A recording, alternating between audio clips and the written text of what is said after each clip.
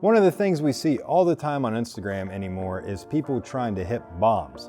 And in an effort to hit bombs, they're swinging 5, 6, 7 degrees up on the ball, and they've got that left foot way up in the air prior to impact. And we're going to talk in this video about how that may really be taking yards away from you and not giving you the extra power you think it does.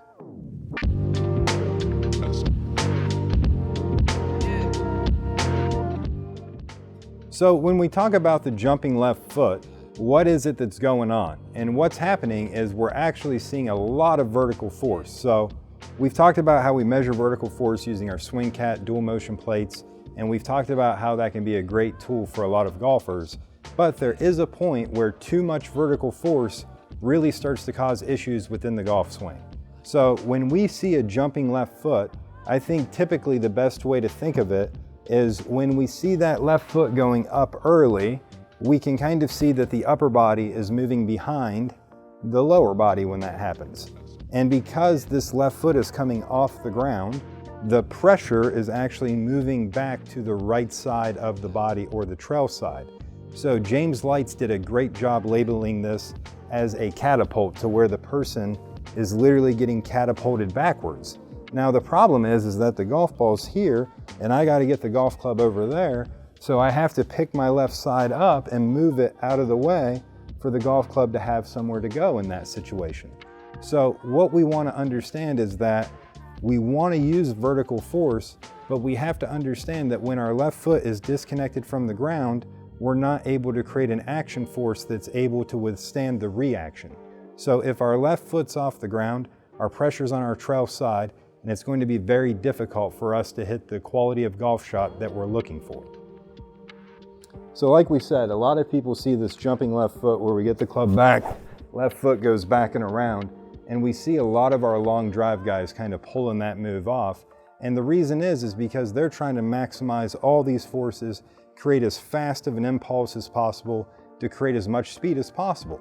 Now, when you're on a long drive grid, you only have to put 1 and 6 in play, so that's not a big deal. So we can kind of have a few attempts at it and time that up. But as a golfer trying to hit a golf ball off the ground with some kind of control, we have to understand how that vertical force can really mess up our low point. So like we said, when we think of our pressure shift and we see that left foot going up early, what ends up happening is that my pressure is now on my right side. And because the pressure is on the right side, now it's going to be very, very difficult for me to use my left side to extend away from the ground and deliver this club. So what we want to try to do here is we want to definitely work on getting that left foot to stay more in the ground and getting this left hip to stay more on top of the left foot. So we don't want to have our left hip pushing away from the ball, right? We don't want to go this way because then my left foot's going to pick up and want to go that way. We actually want to keep this left hip what feels like more internally rotated, and then I'm going to drive and twist that left leg into the ground. So now I'm pushing down, creating an action force, which creates a reaction back at me from the ground. I'm not pushing into the ground. I'm actually, the more I try to push, the more that pushes me up. So that's that reaction force that I'm able to take advantage of now because the pressure is underneath my left foot. So really, really important here that even though picking the left foot up looks pretty cool, it tends to play out with poor contact. And the reason is because when that left foot goes off the ground, it also goes up. And if the left side of my body is going up, then the right side of my body is going down. So now all of a sudden, if I get the right side of my body going down and my pressure staying back, now low point is happening way back here somewhere, which is why we're seeing an excessive angle of attack 6, 7 degrees up. And the issue is not so much 6, 7 degrees up is bad per se, but it's what's the face to path relationship by the time we get 6 degrees up. And we're going to see that we have to create a lot of compensations to hit the ball relatively straight at 6 degrees up. So I'm not saying that it isn't doable, but I think it's doable more so from a long drive perspective than from a trying to play normal golf perspective. So I know it looks great for the Instagram seeing that left foot pop up, but my advice to you is for everyday people, we don't want to see that left foot popping up off the ground early. We want to see that left foot staying more planted in the ground. And that's really, really important. So we don't see Scotty Scheffler sliding his left foot backwards. We see Scotty Scheffler sliding his right foot forwards with that left foot in the ground. So I think that's really, really important to keep clear, right? There's a lot of different ways to go about using the trail side of the body, depending on how we use the lead side, but we need to be able to use that lead side due to the fact that we have to hit down on the ball with low point in front to create forward shaft lean. So a couple things that you can do if you suffer from the jumping left foot is the first and most easy thing is that we don't need to cut down an entire tree to make a single tee. So we can tee these things a little lower to the ground and we can stop buying the super long tees.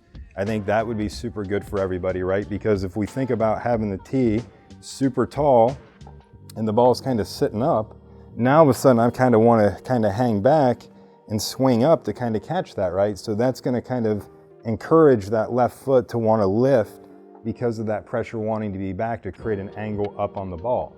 So simply lowering the tee can be a great help to the person that tends to swing excessively up on the ball.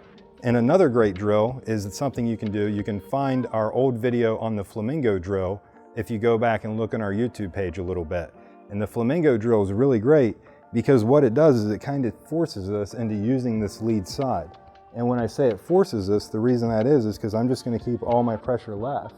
I'm going to go ahead and get a decent grip here for myself. Okay, and now all of a sudden I'm going to take the club back. Okay, and then from here, what I'm going to do is I'm going to go ahead and swing this club, but I'm not going to be able just to like sit back on my left butt cheek or my left glute. Instead, I'm going to have to feel like I stay more forward with that left hip, pushing into the ground, right, creating that action force, and rotate around that left leg instead of simply trying to move that left leg out of the way to create space. So I think that's a great way we can go about trying to keep that left foot more planted in the ground. So if you're like a lot of people and suffer with a jumping left foot, leave us some comments below and let us know if these drills or changing the tee height helped you get that more in order. Most importantly, let us know if it helped you add some yardage to the bag. Now, we might need to work on getting more loft on the face to offset for the attack angle, but for most people, getting a little bit more spin on the golf ball is only going to help them maximize their carry, which is never a bad thing. So we hope you found this helpful. Let us know how it's going for you in the comment section, and until next time, keep grinding.